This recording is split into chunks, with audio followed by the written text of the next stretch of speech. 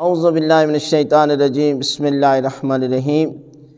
پہلی رجب کے دن کی خاص نماز کہ یہ نماز حضرت سلیمان فارسی سے منسوب یہ نماز ہے جس کو آپ نے دو کر کے پڑھنی ہے۔ یہ 10 رکعت نماز ہے جو آپ نے دو کر کے پڑھنی ہے، اور اس میں سورہ الحمد کے بعد 3 مرتبہ سورہ توحید ہے اور ساتھ ہی 3 مرتبہ سورہ کافرون کی تلاوت بھی کرنی ہے۔ ہر رکعت میں اسی طرح پڑھنی ہے اور دوسری رکعت میں بھی اسی طرح۔